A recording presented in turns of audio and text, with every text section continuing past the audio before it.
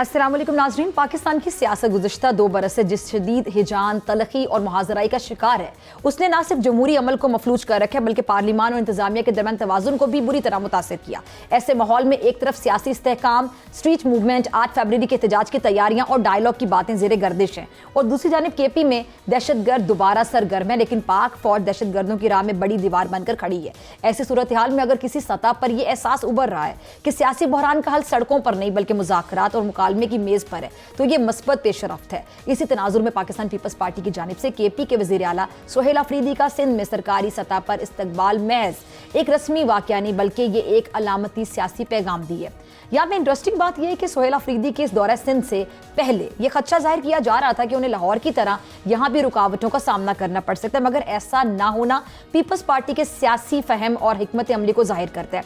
इसके बरक्स 2 हफ्ते पहले पंजाब में उनके दौरे के दौरान आपने देखा जो सूरत हाल पैदा हुई, उसने पंजाब हुकूमत को तनकीद की जद में ला खड़ा किया है। ये तमाम पेशरफ्त एक ऐसे वक्त में हो रही है जब पाकिस्तान तहरीक इंसाफ की क़यादत साबिक वज़ीर आज़म की अडयाला जेल में तकरीबन 2 साल कैद के खिलाफ मुल्क गिर मुहिम चला रही है। अगरचे विफाक में पीपल्स पार्टी वज़ीर आज़म शहबाज शरीफ की इत्तेहादी जमात है, मगर इसके बावजूद तहरीक इंसाफ को जलसे की इजाज़त देने का इंदिया देना मुबस्सिरीन के नज़दीक एक बहुत बड़ी अहम सियासी पेशरफ्त है।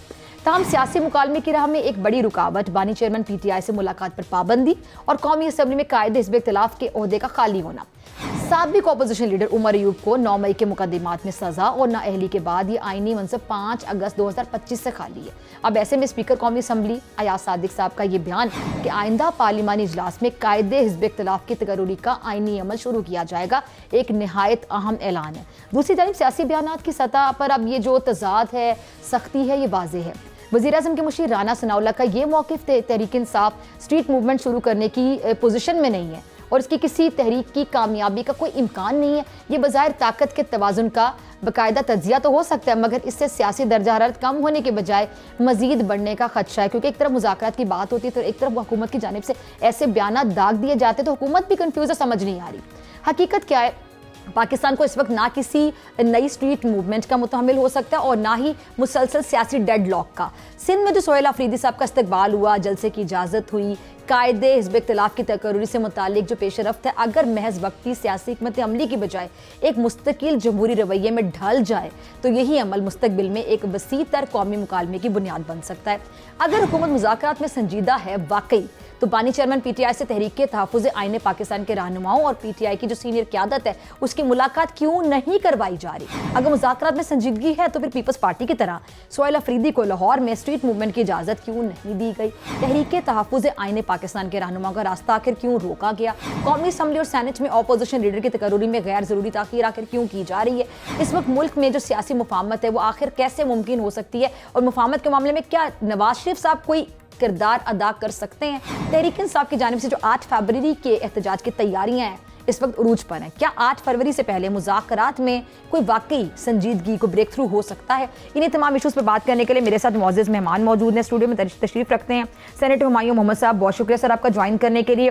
कौसर काज़मी साहब भी मेरे साथ मौजूद है, तर्जुमान पंजाब हुकूमत, आपका भी बहुत शुक्रिया कौसर साहब ज्वाइन करने के लिए। हुमायूं साहब आपकी इजाज़त से ज़रा मैं कौसर साहब से शुरू करना चाहूँगी। कौसर साहब, आखिर क्या वजह है कि एक तरफ हुकूमत मुज़ाकरात के लिए संजीदा है और आप लोग हमेशा कहते हैं कि जो संजीदगी है वो हुकूमत की तरफ से तो है लेकिन PTI संजीदा नहीं है। अब PTI संजीदा दिखाई देती है लेकिन जो हुकूमत की तरफ से संजीदगी का इज़हार भी किया जाता है, फिर इनकी सीनियर क़यादत की और खासतौर पर मैं बात करूँ तहरीक के तहफ़्फ़ुज़ आईने पाकिस्तान के रहनुमा है, उनकी कोई मुलाकात अरेंज नहीं की जा रही बानी चेयरमैन PTI के साथ, और आपको पता है कि वो उस शर्त पे खड़े हुए कि जी उनकी एक दफ़ा मुलाकात करवा दी जाए, क्योंकि एक तरफ मुलाकात भी नहीं करवाई जाएगी, फिर मुज़ाकरात की बात भी होगी, फिर जिसे राना सनाउल्लाह साहब का मैंने बयान भी कोट किया था, तो ये समझ नहीं आ रही, कन्फ्यूजन है कहीं पे। देखें फिजा, इशू ये है कि संजीदगी का जहाँ तक सवाल है, हम तो हमेशा संजीदा नज़र आते हैं, चाहे हमारे PM हैं उनकी तरफ से आपने मसलसल सुना कि हमेशा वो मुज़ाकरात की, डायलॉग की बात करते हैं कि आए हमारे साथ बैठें, लेकिन ये शराइत क्या लेके आते हैं? आपने पिछले माजी करीब की बात कर रहा हूँ मैं, कोई बहुत ज़्यादा पुरानी बात नहीं कर रहा, कि अवलीन तरजीह है कि इमरान खान को रिहा किया जाए। भाई एक बंदा जिसको आप बेशक कहते रहे, पूरी दुनिया कहती रहे सियासी कैदी है, लेकिन एक मुसद्दका चोरी के केस में एक बंदा अंदर है, वो किसी एग्जेक्टिव ऑर्डर के तहत उसकी रिहाई अमल में नहीं लाई जा सकती। अदालतों के जरिए एक सजा मिली है, वही एक प्रोसीजर है। आप जाएं, अदालतों से राब्ता करें, जिस तरीके से अपने आप को बेगुनाह साबित करने का हर बंदे को हक होता है। लेकिन जब ओपन एंड शट केसेस के अंदर आपको सजा होती है तो फिर वो सियासी नौयत के केसेस नहीं होते। हाँ चलें, मान लेते हैं आपका ये अगर एक है, फॉर आर्गुमेंट सेक आप ये कह रहे हैं, मसलसल कह रहे हैं, तो कोई एक बंदा, आपको याद होगा जब मियां नवाज शरीफ को सजाएं दी गई तो एक के बाद एक गवाही सामने आती थी, चाहे वो जज अरशद मलिक की सूरत में सामने आए कि मुझे जो उस वक्त मुंसफ़े आला थे उन्होंने ये कहा, या शौकत अजीज सिद्दीकी हमारे सामने थे, वो बताते थे कि किस तरीके से बाप बेटी को इलेक्शन से बाहर रखकर नाजायज सजाएं दी गई। अगर इमरान खान पे नाजायज सजाओं का मामला इतना होता तो कोई एक गवाही सामने आती, मासवाए इनके झूठ के। झूठ तो आप जितना मर्जी बोलें, उस पे तो किसी का कदगन नहीं है। हाँ, कोई जिस तरह गवाहियां मियां नवाज शरीफ के हक में आई, कोई एक गवाही आप ले आए, कोई एक शौकत अजीज सिद्दीकी आप ले आए, कोई एक अरशद मलिक आप ले आए, लेकिन कोशिश कर लें आप नहीं ला सकेंगे। अब जहां तक बात है इनकी संजीदगियों की, तो पार्टी के अंदर इस कदर इख्तलाफात हैं कि व्हाट्सएप ग्रुप्स के अंदर सलमान अकरम राजा जो नामजद है इमरान खान की तरफ से, उन पे तनकीद के निश्तर बरसाए जाते हैं कि ये वो शख्स है, ये मतलब हर लिहाज से उनकी किरदार कुशी तक की जाती है, जिसका जवाब उन्होंने ओपनली एक्स पे एक ट्वीट में दे दिया। एक पूरा थ्रेड आया जिसमें उन्होंने जो एतराजात उठाए अपनी पार्टी के ऊपर। तो एक पार्टी जो मशरिक में और है, मगरब में और है, शमाल जनूब में और है, इनके लोग और हैं, एक दूसरे पे तनकीद करते हैं। अपनी इतनी बड़ी पार्टी, कहा जाता है जी इमरान खान 90% अवाम जो पाकिस्तान है वो इमरान खान के साथ है, लेकिन उस पार्टी के अंदर एक ऐसा बंदा नहीं जिसको वो अपोजिशन लीडर बना सके।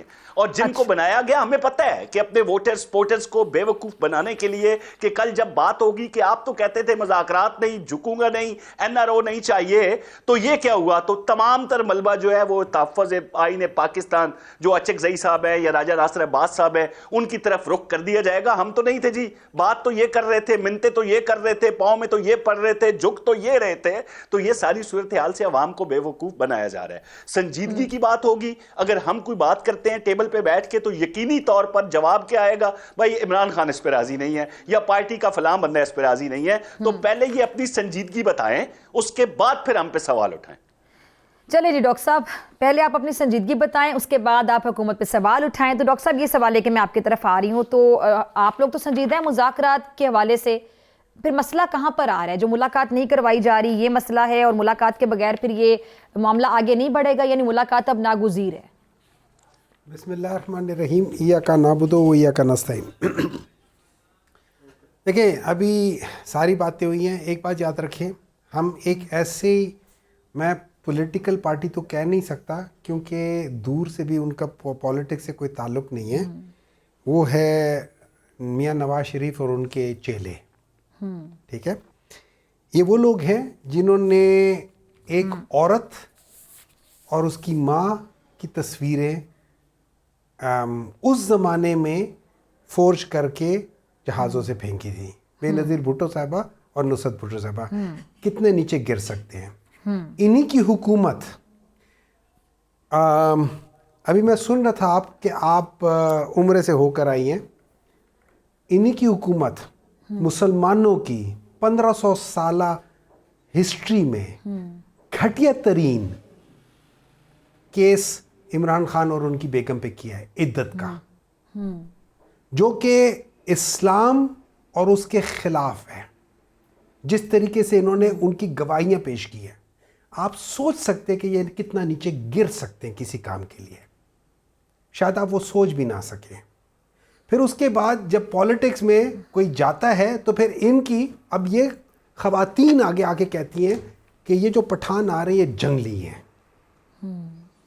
मुझे रिस्पॉन्ड एज अ पठान मैं रिस्पॉन्ड करूँगा। To every action there is equal and opposite reaction. पढ़े लिखों को पता होता है, अनपढ़ को नहीं पता होता। फ़र्क है, मैं ना पाकिस्तान पीपल्स पार्टी के बहुत उसमें से हूँ और ना मैं PMLN को मैं समझता हूँ कि इन लोगों के अंदर कोई उस लिहाज से हुआ है। लेकिन फ़र्क, वो कहते हैं ना, फ़र्क जान के जियो। PMLN वालों ने क्या किया, जब तहरीक तहफ़्फ़ुज़ आईन पाकिस्तान जा रही थी, जो गुजरात के पास एक पुलिस की गाड़ी, उसके साथ एक सफ़ेद करोला थी, उसके साथ एक और गाड़ी थी। ये 4 गाड़ियां थी। इन 4 गाड़ियों के अंदर लोग बैठे हुए थे। उन लोगों के हाथों में डंडे थे। उन्होंने वहां पे जाके गाड़ियां तोड़ी हैं, शीशे तोड़े हैं। मेट्रो 53 की एक रिपोर्ट के मुताबिक उसमें आप देखिए वो बता रहे हैं वहां पे कि ये इस तरह हुआ है। मैं आपको रेफरेंस बता रहा हूँ, आज से 1 दिन पहले का आप वो देख ले। एक टीवी चैनल है या जो भी चैनल है उसमें बाकायदा फुटेज दिखा रहे हैं। वो चीज़ है। एज अपोज टू दैट मेरा कोई पीएम पीपल्स पार्टी वालों के साथ बहुत नहीं है, लेकिन आई अप्रिशिएट कि जब वो गए हैं तो उन्होंने आप बेशक डॉक्टर हुमायूं के साथ बहुत बुरा समझते हो समझिए, लेकिन अगर मैं किसी सीट पर बैठा हूं, आप उस सीट की एक इज्जत होती है अपनी। पीपल्स पार्टी वाले कोई हमारे सगे नहीं है, वो हमें बहुत बुरा समझते हैं, लेकिन जब ये चीफ मिनिस्टर किया उन्होंने उसको उस तरीके से इज्जत दी। अच्छा, ये जो इन लोगों ने किया ना, मरियम नवाज ने, ये विरसे में उनको आया, उन्होंने सीखा है घर में। क्यों? बेनजीर भुट्टो साहिबा के साथ उनके वालिद साहब ने ये किया था जब वो एज अ प्राइम मिनिस्टर गई थी। उन्होंने उनके साथ यही किया था। तो ये कोई पहली बार नहीं है। This is how they are, क्या कह सकते हैं, ब्रॉट अप पॉलिटिकली। सो हर वो काम जो वालिद साहब ने किया था, बेटी उससे 10 गुना आगे बढ़ के कर रही है। ठीक है। उसके बाद ये हमें कहते हैं कि ये चीजें हैं। इमरान खान ने बड़े साफ तरीके से कहा हुआ है, बड़े साफ तरीके से कहा है कि मेरे उसके बारे में आप लोगों ने कुछ नहीं करना, मैं इन कोर्टों से निकलूंगा, खुद निकलूंगा, मेरिट पे निकलूंगा। कहते हैं कि जी काज़मी साहब कहते हैं कि जी उन लोगों के ऊपर केसेस थे, हमने तो ऐसे लोगों को देखा है, आज इमरान खान मियां नवाज शरीफ साहब बन जाएं, अल्लाह ना करे, तो आज जेल से बाहर निकल आएंगे। सिर्फ क्या करना है, रोना है, धोना है और बाहर निकल जाना है। या फैसल वावडा साहब जैसे बंदों को किसी को कहना है कि यार किसी तरीके से मेरे वो प्लेटलेट्स वगैरह वो कर लो, जो फैसल वावडा टीवी में कहा हुआ है। मैं नहीं कह रहा हूं ये चीज है। तो देखिए बात ये हो जाती है, उसूल पे खड़े होने वाले लोग बहुत कम होते हैं, भागने वाले लोग बहुत होते हैं। ठीक। फिर ऐसे भी हम लोगों ने कैबिनेट देखी है, प्राइम मिनिस्टर समेत, जो एक मफरूर कैदी जो भाग गया था झूठ के बिना पर, जिसको 50 रुपए का बॉन्ड एक आदमी ने कहा था कि मैं दूंगा, ये वापस आएगा, नहीं आया। उस बंदे के साथ भी आप लोगों ने कुछ नहीं किया। उसूलन तो आज भी उनके खिलाफ एक केस बनता है और वो बाहर मफरूर हो गए। उसके बावजूद भी पूरी कैबिनेट प्राइम मिनिस्टर समेत बाहर जाती है उनसे मिलने। यहां पे ये कहते हैं कि नहीं जी आप मिल नहीं सकते। अच्छा, मैं एक और बात बताता हूं, वो कहते हैं कैदी मिल नहीं सकते। मैं आपको सिंपल बता दूं, जिस आदमी ने कत्ल किया हो, जिसके बारे में इस्लाम कहता है कि अगर आपने एक जान को वो कत्ल किया है, नाहक कत्ल किया है, गोया आपने सारी इंसानियत का कत्ल किया है।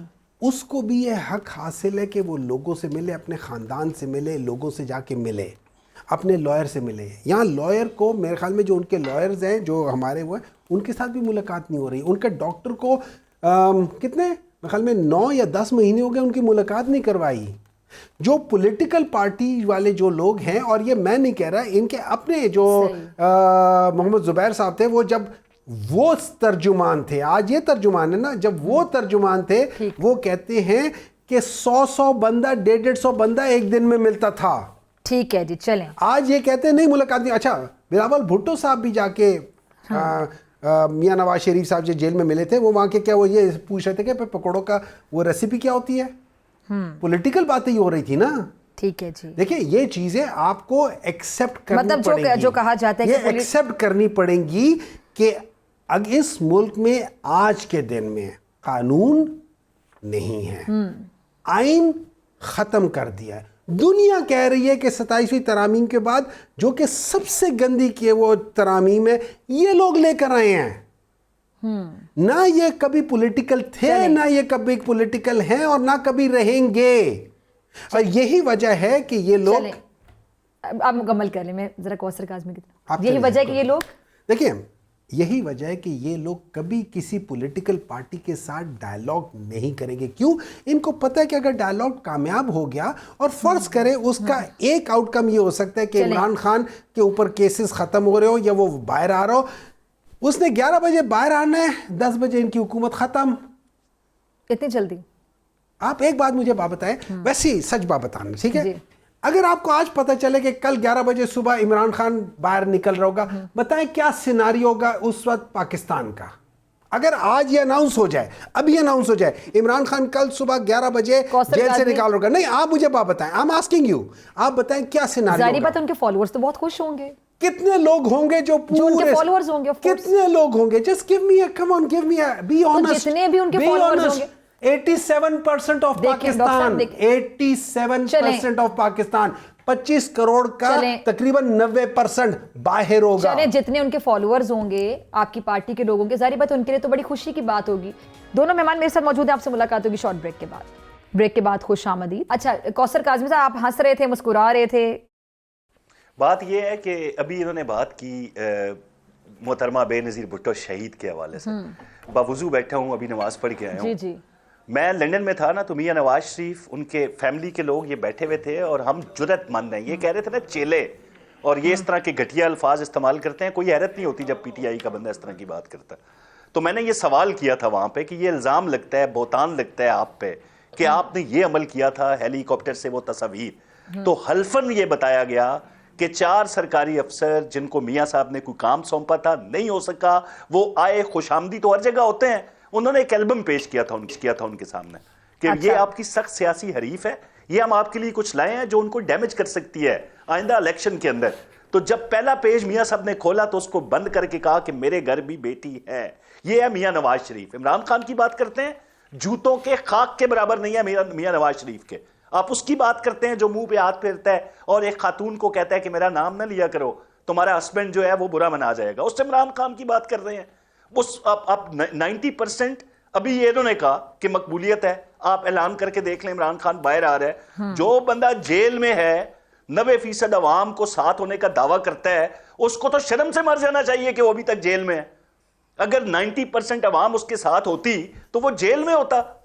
अडयाला के बाद 150 बंदा ये इकट्ठा नहीं कर सकते। 18 मिस कॉल ये दे चुके हैं एहतजाज की, बंदा एक नहीं निकलता।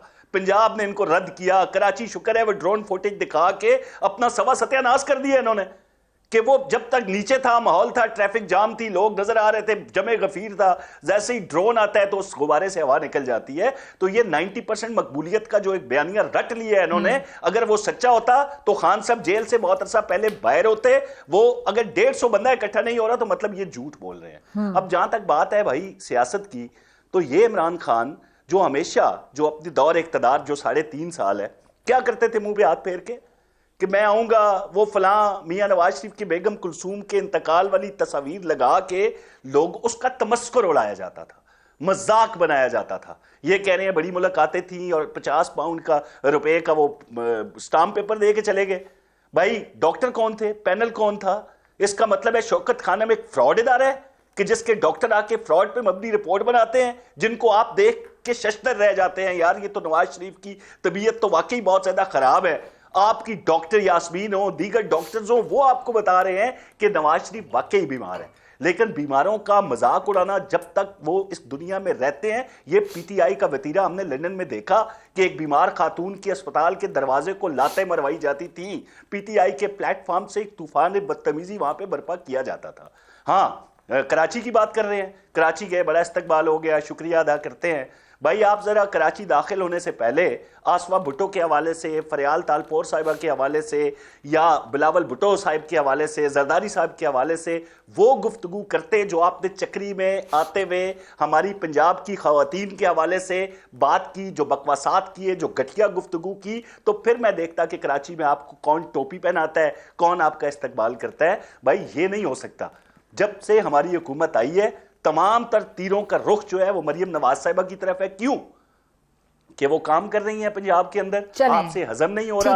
आप कहते हैं इमरान खान के इश्क में मर जाऊंगा, आवाम हमारी चाहे बाहर में, तो हम ये नहीं कर रहे। 2 से 3 मिनट है, कारकर्दगी का मुकाबला आपने बड़ा टाइम दिया है मोमेंट साहब को, मुझे भी उतना टाइम दे दें ताकि मैं अपनी बात कंप्लीट कर लूं। अब जब इस तरह की गुफ्तगू आप करेंगे तो आपको कोई वेलकम नहीं करेगा। दूसरा इन्होंने कह दिया जी कि वहां से पंजाब से किसी ने यह कहा कि जंगली पठान आ रहे हैं। अगर पठान का लफ्ज ये मोमन साहब साबित कर दें कि वजीर इत्तलात अज़मा बुखारी ने पठान को या पठानों को जंगली कहा है, पठान का नाम लेके, तो अभी आपके सामने कान पकड़ के रिजाइन करके अपनी पोस्ट से दस्तबरदार हो जाऊंगा। लेकिन ये क्योंकि झूठे हैं, इया का नाब्दु इया का नस्तईन पढ़ के झूठ बोलते हैं, इन पे कोई असर नहीं होगा। इनसे जरा आप ये सवाल करें कि क्या अज़मा बुखारी ने पठानों को, पश्तून कौम को जंगली कहा, या उस टोले को जिनको बलवाई कहते हैं, जो कहते हैं हम लाहौर को तहस नहस कर देंगे, हम पंजाब में चढ़ाई करने लगे हैं, उनके हवाले से बात। ठीक है कौसर भाई, सूबाई कार्ड का झूठ मत बोलें। चले कौसर भाई मैं जवाब लेती हूँ, कहा। एक मिनट जी डॉक्टर साहब।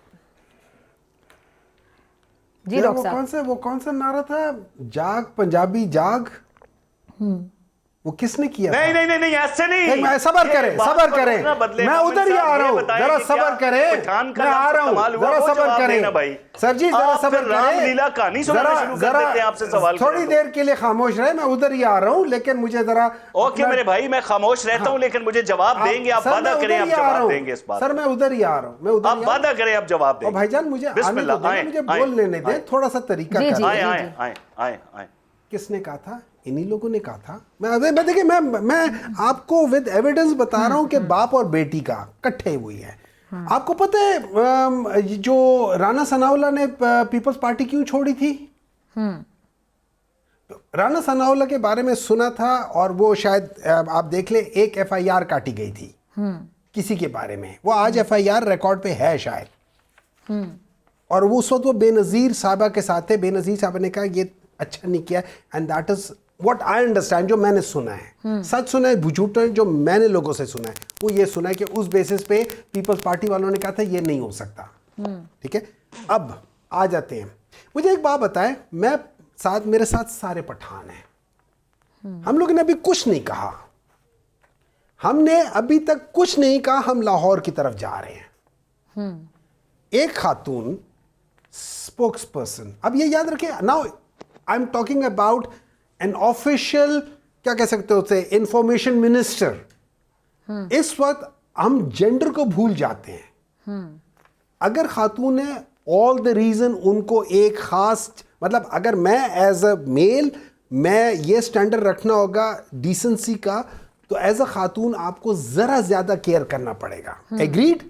आप पे थोड़ा सा उसका बोझ बढ़ जाता है कि आपने बाज हुदूद कोशिश करने कि अगर मैं एज अ मेल कर लेता हूं, आपको नहीं करना चाहिए। वो जब ये कहती हैं और एज एन प्रेस कॉन्फ्रेंस कहती हैं, तो किसी भी जेंडर को नहीं करना चाहिए ना, इसमें जेंडर मैं देखिए, मैंने कहा मुझे नहीं करना, कह दे तो ठीक है, औरत को बात कर दे तो गलत। डॉक्टर साहब, मैं आपको एक प्रैक्टिकल बात बता रहा हूं, एज अ मेल मुझे नहीं करना चाहिए, एज अ फीमेल मुझे ज्यादा एहतियात करना चाहिए, एज अ मिनिस्टर और जो स्पोक्स पर्सन, जो वो है ऑफिशियल आपका, वो है ये मिनिस्टर, ये क्या इंफॉर्मेशन है, उसको नहीं करना चाहिए। अगर फीमेल है और द रीजन नहीं करना चाहिए, वो खड़ी होकर कहती हैं कि ये आप लोग ये, और ये आपके साथ जो जंगली आ रहे हैं वो क्या थे। मैं एज अ पठान मैं उसको अपनी इंसल्ट कर रहा हूं, मैं एज अ पठान कह रहा हूं, आपने बिल्कुल हम पठानों को कहा है, मैं उसको ऐसे ले रहा हूं, और ऐसा हुआ है। चलें, मैं आपको यह बात बता दूं, अभी काजमी साहब एक और प्रोग्राम में थे, मुझे कहते हैं डॉक्टर साहब आप सबूत दिखाएं कि गाड़ियां टूटी थी, इस वजह से मैंने वाकई में गाड़ियों के कलर, पुलिस, सारा कुछ बता के मैंने कहा कि ये करें, और देखें कौन थे। चलें, देखिए, मैं जब बात कर रहा हूं, मैं उसको दोबारा मैं बता रहा हूं। अच्छा, उसके बाद इन लोगों ने, अब ये देखें, मेहमान नवाजी, इन लोगों ने मेरी नजर में ये रिप्रेजेंट करते नहीं है पंजाब को, ये लोग नहीं पंजाबियों को रिप्रेजेंट, क्योंकि जिन पंजाबियों को मैं जानता हूं वो बहुत ज्यादा मेहमान नवाज है, इनकी तरह के नहीं है कि जब मैं इनके घर में जा रहा हूं ये लाइटें ऑफ कर देते हैं, जब इनके घर में जा रहा हूं ये दुकानें बंद कर देते हैं। मुझे बड़ा इस टाइम पे बड़ी तकलीफ हो रही है, बड़ा अफसोस हो रहा है कि हम सुबाइयत पे बात कर रहे हैं। नहीं, इन्होंने स्टार्ट किया है, पंजाबी, पठान, सिंधी। मैं क्या कह रहा हूं, ये करते ही नहीं है, ये बड़ी खतरनाक, सर देखिए डॉक्टर साहब, ये बड़ी खतरनाक डिबेट होती है, बड़ी खतरनाक डिबेट होती है। आपको पंजाबी है, सिंधी है, बलोची है, पठान है, हम सब पाकिस्तान है, हम सबकी पहचान पाकिस्तान है, हमारी पहचान पाकिस्तान है, हमारी पहचान पाकिस्तान है ना, हम सब एक हैं। कह रहा हूं? सुबाइयत की मैं क्या बेसिस कह रहा पे, हूं? मजहब की बेसिस पे, फिक्के की बेसिस पे, लिसानियत की बेसिस पे हम ये बात क्यों कर रहे हैं? सुन ले मैं क्या कह रहा हूं? हम सबकी पहचान पाकिस्तान सुन है। ले मैं क्या कह रहा हूं? मैं जिन पंजाबियों को जानता हूं वो ऐसे है ही नहीं। ये लोग है, ये पॉलिटिकली, जो अपने आप को पॉलिटिकल कहते हैं, इन लोगों ने हमेशा ये शोशा, हमेशा ये वसवसा डाला है। ये बड़ी मुझे एक बात sensitive बताए, गुफ्तगू मुझे है, एक ये बात ना बताए, करें, ये ना मुझे एक बात करें। बताए, मुझे एक बात बताए, जाग पंजाबी जाग का नारा किसने लगाया था? देखें, ये बड़ी सेंसिटिव जाग गुफ्तगू है। पंजाबी जाग का नारा किसने ये बड़ी लगाया था? सेंसिटिव गुफ्तगू है। सुबाइयत, इन्होंने किया, इन्होंने, ये लोग लसानियत। देख सुने ये कुछ किसी हद तक जा सकते हैं अपने मींस को गेन करने के लिए, they can go to any level. मैं आपको दोबारा बता रहा हूं, देखिए ये जो डॉक्टर साहब, बात कह रहे हैं ना, ये जो बात कह रहे हैं ना, देखिए आप भी तो बार-बार, देखिए आप भी पठान पंजाबी बातें कर रहे हैं ना। इनको कहें कि आप उन सबकी लोगों पहचान से, एक सब्जी लाली परचम है। इन्हें कहें एक दफा पीपल्स पार्टी के जो सीनियर लोग हैं जो 1980s में थे, उनसे पूछे कि क्या हुआ था, क्या वहां पे अच्छा उस जमाने के अखबारात निकाल के देखे उसमें लिखा है कि नहीं लिखा हुआ। छोड़े मुझसे, मैं कहता हूं मैंने फेंके, मुझ पे इल्जाम है कि मैंने वो पैम्फलेट्स फेंके। आप मुझसे पूछ रहे कि फेंके या नहीं, मैं कहूंगा नहीं फेंके, आप अखबारात पढ़ लो ना। हम 1980s के अखबारात पढ़ लो। बात का जवाब तो सिंपल ये कि वो दोनों पार्टियां एक साथ हैं। कौन सी? पीपल्स पार्टी और देखिए, नून लीग। That's a different नहीं, thing. मेरा सवाल गलत है। नहीं, बिल्कुल सही है। तो फिर इसी पे तो मैं, इस पे तो मेरा बहुत बड़ा आज उनके क्वेश्चन इत्तेहादी है ना वो। इसके तो मैं बहुत बड़ा तो भाई वो क्वेश्चन एक साथ है। हैं, that's it। देखिए दिस इज देखिए बात सुने, पॉलिटिक्स में इसमें बहुत बड़ा जवाब है ना। मैं तो कहता आप हूं, जो सवाल उठा रहे हैं मैं ना, तो कहता हूं, जब मैं तो उनको कहता हूं। प्रॉब्लम नहीं है, देखें मैं कहता, देखो जब एक पार्टी को प्रॉब्लम नहीं है, Fair जिससे लेके enough. फिर आप लोगों का भी उस पर बात करना बनता Fair है। enough. हाँ। Fair enough. आज नहीं, आप कहते हैं, लेकिन पीटीआई वाले मैं कहते हैं कहता हमें इस बात से कोई हूं, प्रॉब्लम मैं नहीं कहता है, हूं, मैं तो पीपल्स कहता हूं, पार्टी भी आपको इस बात पे मैं बहस कहता नहीं कर हूं, सकती, नून लीग भी नहीं कर सकती, मैं क्योंकि कहता जो हूं, लेकिन जब मैं आपको कहता प्रॉब्लम हूं, नहीं है। ये हुआ था, मुझे प्रॉब्लम नहीं है, लेकिन ये हुआ था। चलिए देखिए, सवाल एक वही- औरत सवाल वही के है। साथ हमने ज्यादती की, अगर उसके रिश्तेदारों को प्रॉब्लम नहीं है, लेकिन देखिए जब उनकी बात, जब बेनज़ीर भुट्टो साहबा की बात की जाती है, मुझे बड़ा दुख होता है कि वो बड़ी एक अजीम खातून थी, वो इस टाइप की दुनिया में नहीं है, हम उनके उस टॉपिक को लेकर क्यों आते हैं? मैं अगले लोगों की बात कर रहा हूं जो इस दुनिया में है। देखें मतलब मैं उनकी बड़ा बात उनका एहतराम करती हूँ, बीबी मैं भी शरीफ का। एहतराम करता हूं, मैं हर एक का एहतराम करता हूं, लेकिन हम ऐसे अगर बंदे को एक गलत खातून जो कि देखिए, मैं बड़ी खातून की बात नहीं कर रहा, बड़ी मैं बता बाकिरदार रहा हूं। खातून थी मैं वो, खातून को एक बड़ी अजीम देखिए, खातून सुने, थी, सुने, बड़ी सुने, कुर्बानियां उनकी सुने, सियासत I've में। got- देखो, पाकिस्तान की क्या, किसी भी मुस्लिम ममालिक में से किसी भी मुस्लिम मुल्क की पहली खातून वजीर आजम होने का एजाज है उनको। डॉक्टर साहबा, हम उनको डॉक्टर साहबा, गुफ्तगू में जब लाते हैं, और खासकर जब आप लोग ये बात डॉक्टर साहबा, पॉलिटिकल बेसिस पे मेरे रिजर्वेशंस बेनजीर ठीक है। भुट्टो साहबा के साथ भी होंगी, ऑन पॉलिटिकल बेसिस होंगी, मेरे जेंडर बेसिस पे नहीं है, पॉलिटिकल बेसिस पे होंगी, चलें, होनी चाहिए। ठीक। लेकिन इस किस्म की चीजें किसी भी जमाने में हो, दैट शुड बी कंडेमनेबल। ठीक है जी। चलिए जी, कौसर भाई आपका लास्ट कमेंट मुझे चाहिए, उसके बाद मुझे आप लोगों का शुक्रिया अदा करना। देखें ये कितनी अच्छी अच्छी बातें, मीठी मीठी बातें करते हैं। आज या कल की बात है, लाहौर में साफियों की बैठक होती है, तहरीक तहफ़्फ़ुज़ आईन पाकिस्तान के लोग वहाँ बैठे थे। चकज़ई साहब से सवाल होता है कि आप इमरान खान को लेकर अभी मौजूदा जो हुकूमत है, इक़्तिदार जो सेटअप है, उस पर जबरो जुल्म और सितम का इल्ज़ाम लगा रहे हैं। तो क्या जब उनका दौर था 3.5 साल, आपने नहीं देखा कि किस तरीके से जनरल बाजवा हों, जनरल फैज़ हों, किस तरीके से बंदे पूरे किए जाते थे पार्लियामान के अंदर, उनका वो जो नंबर गेम्स होती थी उनको बदला जाता था, लोगों को उठाया जाता था, नौकरियों से बर्खास्त किया जाता था। तो वो क्या था? तो अब आप जिस इमरान खान के लिए निकले हुए हैं, क्या दोबारा इक़्तिदार में आके आप क्या समझते हैं कि वही तर्ज अमल नहीं अपनाया जाएगा? तो उन्होंने कहा जी हमें ये तो नहीं पता बाद में क्या होगा, लेकिन यह है कि हम कोशिश कर रहे हैं, हम आईने पाकिस्तान के लिए लड़ रहे हैं। जिन लोगों के इन्होंने आगे लगाया हुआ है उनको भी एतबार नहीं है इन पे कि फ्यूचर में जाके क्या होगा, क्योंकि सच्चाइयां तो हैं हमारे सामने। हवा में बातें तो हम नहीं करेंगे कि वो नवाज शरीफ की मिल से 11 लोग पकड़े गए, वो किसी कारोबारी शख्सियत की मुलाकात हो गई, वो रॉ एजेंट, वो ये वो, मतलब किसी एक बात का सबूत। इन्होंने कहा ना कि काज़मी ने सबूत मांगा, मैंने सबूत इस बात का मांगा था कि वो जो नकाब पोश थे, जो सिविल ड्रेस के अंदर थे, आप कह रहे हैं वो पंजाब पुलिस के आदमी थे, क्या आपके पास कोई सबूत है? तो इन्होंने अभी तक उसका जवाब नहीं दिया। आए बाएं शाएं, लेफ्ट राइट, सलीमुल्लाह कलीमुल्लाह खेलते हैं, लेकिन मतलब की बात ये नहीं करते, बताते नहीं है कौम को। अब जहां तक ये बात है ना फिजा कि ये तहरीक तहफ़्फ़ुज़ आईन पाकिस्तान ये भी अपने वोटर्स को, सपोर्टर्स को, वो 90% जाली मकबूलियत को जितने भी हैं उन लोगों को बताया जा रहा है कि भाई इमरान खान साहब अपने स्टांस पे कायम है, वो किसी के सामने नहीं झुक रहे। बात तो ये लोग करेंगे, मिन्नतें तो ये लोग करेंगे, तरले तो ये लोग करेंगे ताकि खान साहब फ्यूचर में सच्चे साबित हो जाएं। लेकिन ये नहीं हो सकता कि आप तरसीलात ज़र रोकने की बात करें, सिविल नाफरमानी की बात करें, मिलिट्री ऑपरेशन के खिलाफ बात करें, टीटीपी को दहशतगर्द कहते हुए घबराएं और लोग आपके साथ चलें, ये नहीं हो सकता। चलें डॉक्टर साहब, एक सवाल, क्या देख रहे हैं मुस्तकबिल बानी चेयरमैन पीटीआई इमरान खान साहब का इन फैसलों में? देखिए, ऐसा है कि अगर आप मुझसे पूछे ना, जिस फैसले में, मैं तो शहाना 2 पे डायरेक्ट आ रहा हूँ पहले, जिस फैसले में आपका जो स्टार गवाह है, जिसकी बेसिस पे आपने सारा अपना केस बनाया है कि भाई इन्होंने ये किया, इतने हीरो का, इतने बड़े हीरो का, ये सारी चीज़ें, उस बंदे ने हीरो का जो वजन है ना वो ग्राम्स में किया है।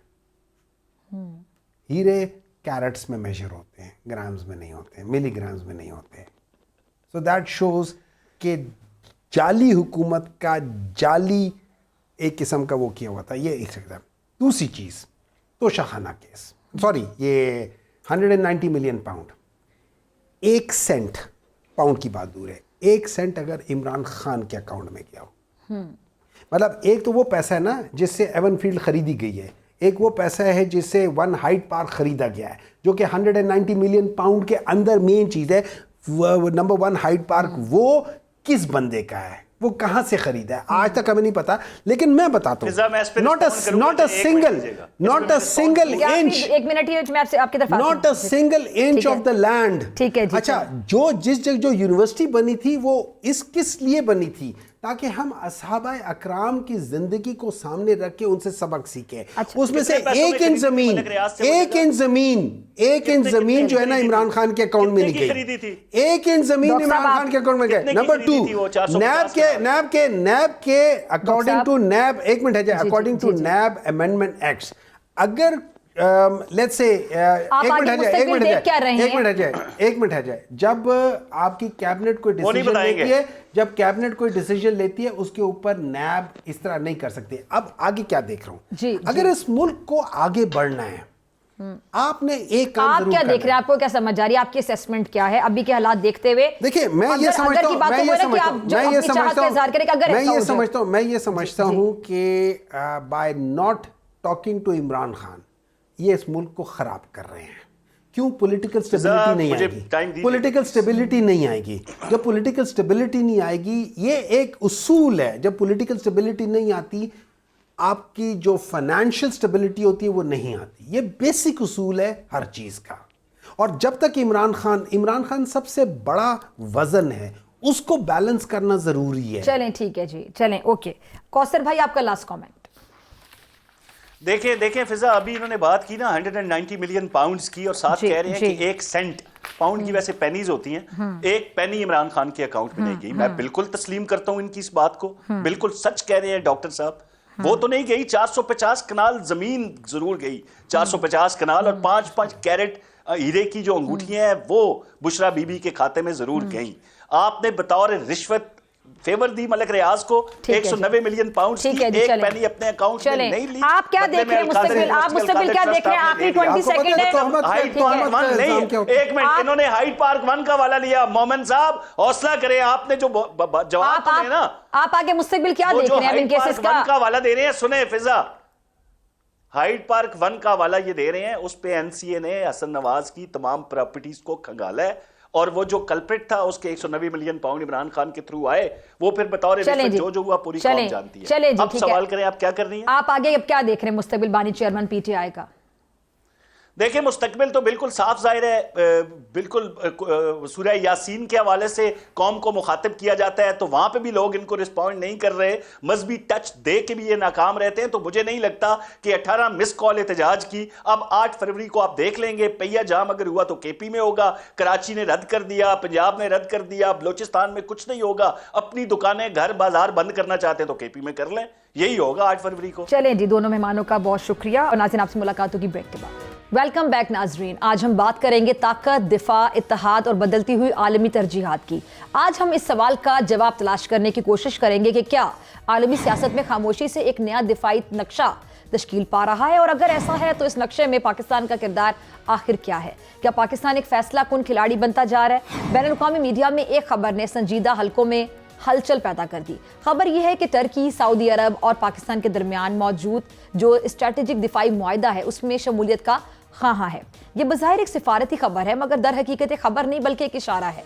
इशारा इस बात का कि मुस्लिम दुनिया के 3 बड़े अस्करी, सियासी और स्ट्रेटेजिक ममालिक शायद अब महज 2 तरफा ताल्लुकात से आगे बढ़कर एक मुश्तरका दिफाई फ्रेमवर्क की तरफ कदम बढ़ा रहे हैं। यहाँ सवाल ये नहीं है कि टर्की क्यों इस मुआहदे में आखिर शामिल होना चाहता है, बल्कि असल सवाल यहाँ पे ये बनता है कि दुनिया इस वक्त आखिर किस डायरेक्शन में, किस समत में जा रही है कि ऐसे दिफाई इत्तेहाद नागुज़ीर होते जा रहे हैं। हम इस वक्त एक ऐसी दुनिया में सांस ले रहे हैं जहाँ पे रवायती आलमी निज़ाम कमज़ोर पड़ रहा है, अमरीकी बालादस्ती चैलेंजेस का शिकार है और यूरोप अपनी सलामती के हवाले से खुद सवालात में घिरा हुआ है। मशरिक़ वस्ता और जनूबी एशिया मुस्तकिल जो अदम इस्तेहकाम है उसका शिकार है। अब ऐसे माहौल में रियासतें अब वादों पे नहीं बल्कि सलाहियतों पर यकीन करती हैं। पाकिस्तान और सऊदी अरब के दरमियान दिफाई ताउन कोई नई बात नहीं है, लेकिन हालिया कुछ सालों में, बरसों में ये ताउन रस्मी बयानात से निकलकर स्ट्रेटेजिक जो गारंटी है उसकी सतह तक पहुंच चुका है।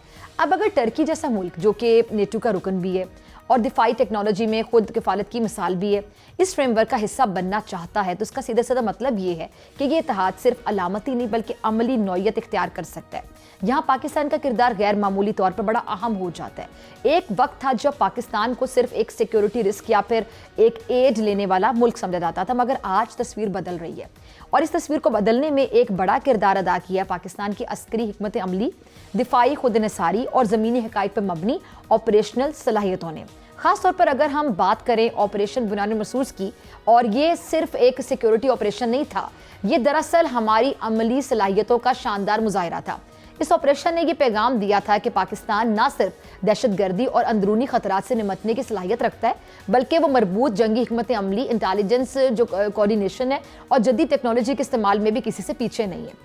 और इसी ऑपरेशन के बाद आलमी दिफाई मार्केट में पाकिस्तानी हथियारों, पाकिस्तानी प्लेटफॉर्म्स और पाकिस्तानी अस्करी जो तजर्बे हैं उसमें दिलचस्पी वाज़े तौर पर बढ़ी भी है। इसी तनाजुर में सामने आता है थंडर JF-17। ये महज एक लड़ाका तैयारा नहीं है, बल्कि ये पाकिस्तान की दिफाई सोच, सनती सलाहियत और स्ट्रेटेजिक जो विजन है उसकी अलामत है। कम लागत, मल्टी रोल सलाहियत, जदीद रडार और निज़ाम और सबसे बढ़कर जंगी माहौल में आजमाया हुआ तैयारा। आज दुनिया के कई ऐसे ममालिक जो ना तो महंगे मगरबी तैयारे खरीद सकते हैं, ना ही मुकम्मल तौर पर किसी एक ब्लॉक पर इन्हसार भी कर सकते हैं, उनके लिए जो JF-17 है ये एक स्ट्रेटेजिक मुतबादिल बनकर उभरा है। अब यही वजह है कि मशरिक़ वस्ता, अफ्रीका और एशिया के कई ममालिक पाकिस्तान के साथ दिफाई मुज़ाकरात में संजीदगी दिखा रहे हैं। पाकिस्तान 12 अरब 50 करोड़ डॉलर का असलहा फ़रोख्त करने जा रहा है, जिसमें से 4 अरब 60 करोड़ डॉलर का जो असला है वो लिबिया खरीदेगा, 4 अरब 50 करोड़ डॉलर का असला अज़रबैजान को फ़रोख्त किया जाएगा, सऊदी अरब 2 अरब डॉलर का कर्ज JF-17 थंडर खरीद कर मुआहदे में तब्दील कर देगा और 1 अरब 50 करोड़ डॉलर का असला सूडान खरीदेगा। इराक को 66 करोड़ 40 लाख डॉलर का असला फ़रोख्त होगा, जिम्बाब्वे 1 करोड़ डॉलर का असला खरीदेगा और इसके साथ साथ बांग्लादेश, म्यांमार, नाइजीरिया, मराकश और टर्की भी पाकिस्तान से असला खरीदेंगे।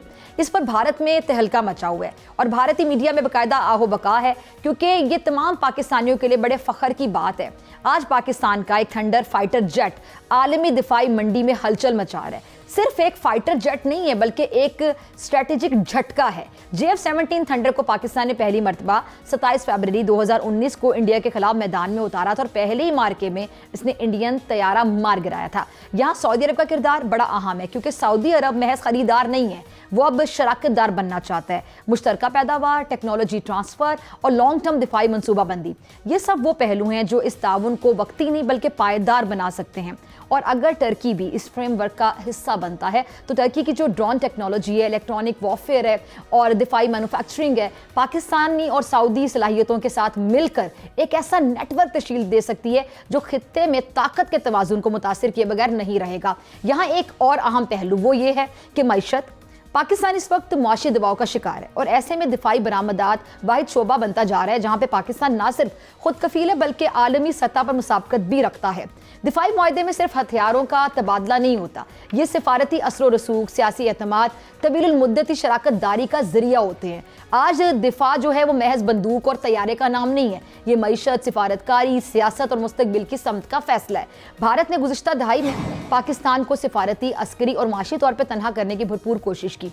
आइसोलेशन का बयानिया, फॉल्स फ्लैग ऑपरेशन, आलमी फोरम्स पर इल्ज़ामात और मीडिया वॉर, ये सब इस स्ट्रैटेजी का हिस्सा थे। मगर पाकिस्तान के दिफाई मुआहदों ने आज इस बयानिए को ज़मी बोस कर दिया।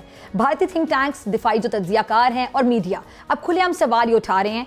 और दिलचस्प अमर यह है कि भारतीय मीडिया जो अमूमन पाकिस्तान मुखालिफ प्रोपेगेंडे में पेश रहता है, आगे आगे रहता है, आज खुद एतराफ़ी मूड में दिखाई देता है। कभी टर्की के किरदार पर सवालात, कभी सऊदी अरब की गैर मुतवक्की कुर्बत और उसके साथ साथ कभी चीन के साथ पाकिस्तान के दिफाई ताउन पर तशवीश। ये सब इस बात का बाकायदा एक सबूत है कि नई दिल्ली को बदलते हालात का पूरा इदराक हो चुका है। कुछ भारतीय तज्जियाकार यहाँ तक कह रहे हैं कि पाकिस्तान ने दिफाई महाज पर वो सिफारती खला पुर कर लिया है जिसे भारत अपनी कामयाबी समझ रहा था। ये जुमला खुद एक एतराफ़ शिकस्त है। अहम नुकता यहाँ पे है कि पाकिस्तान के ये तमाम मुआहदे दिफाई नौयत के हैं और ना कि जारहाना है। पाकिस्तान का मौके बड़ा वाज़ेह है, कौमी सलामती का तहफ़्फ़ुज़, दिफाई खुद निसारी, खित्ते में तवाज़ुन ताक़ुत का क़याम। और इसके बरक्स भारत की जो दिफाई पॉलिसी जारहाना रुझानात हैं उससे भरपूर रही है, चाहे वो लाइन ऑफ कंट्रोल पर इश्तियाल अंगेज़ी हो, खित्ते में सिक्योरिटी का ज़ामन बनने का एक बाकायदा ख्वाब हो। और पाकिस्तान के दिफाई मुआहदे दरअसल उसी भारतीय जारहाना सोच के मुकाबले एक स्ट्रैटेजिक तवाज़ुन कायम कर रहे हैं और यही बात नई दिल्ली को सबसे ज़्यादा नागवार गुजर रही है।